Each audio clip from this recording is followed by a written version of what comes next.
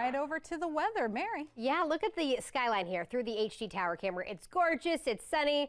If you haven't stepped outside, it's still cold. And we also are looking ahead to this Wednesday. We've got a first alert and some wintry weather could be on the way. Meteorologist Rachel Coulter breaking it all down. Hey there, Rachel. And I wish it would just be all snow across the Carolinas, but it's not looking likely at this time. It looks like we'll see a mix, which is pretty typical here in North and South Carolina, where farther to the north you're dealing with more of the snow, and then further to the south, that's where you're going to be running into more of the icing and also that cold rain potential here into the middle of the week. Mainly on Wednesday, could have some lingering impacts heading on into Thursday morning, while we're going to extend that first alert up to that point. So in terms of how much we could see, where we could see some of those totals, Chief Meteorologist Al Conklin looking at some of this data this morning, and we're just going to continue to trend as we get closer and closer, fine-tuning these details for you. Want to throw this on a map form for you as well later on this afternoon. You can see up to about an inch of snow and sleet mixed in for the Piedmont. It's when you get into the foothills and the mountains where some of those snow totals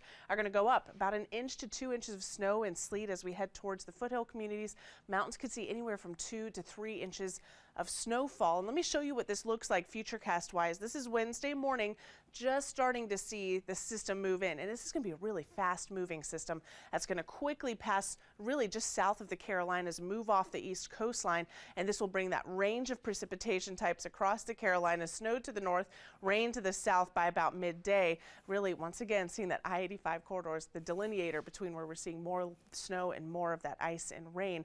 By 10 o'clock, could still see some lingering impacts, but at that point, that's going to start to push out of the area. For now, high pressure's in control. So we've got dry conditions across the region. We had some of those strong northeasterly winds, or northwesterly winds, I should say, and a little bit of moisture to work with, thus the snow that we had in the mountains this morning, but that's all coming to an end as we speak. We see a lot of sunshine across the area. Temperatures, even with the sunshine, only going to manage the upper 40s this afternoon. In fact, most of your Monday will be spent in the 40s all the way until about 10 o'clock. And at that point, temperatures will drop into the upper 30s. And with these calm and clear conditions, it is going to be a cold night. So if you have some early morning plans, even getting the kids ready for school in the morning, make sure they're bundled up. We've got temperatures in the 20s area wide, and that does include the Charlotte metro. Forecasting those low temperatures in the upper 20s. We'll be back into the low to mid 50s by tomorrow afternoon. So a very seasonable Tuesday ahead. It's going to be a dry but pleasant day as well. Temperatures going to be topping out in the mid 50s with a mix of sun and clouds. And as we get towards Wednesday into Thursday, again, that's when that next system is going to be moving overhead. Already issuing the first alert days in advance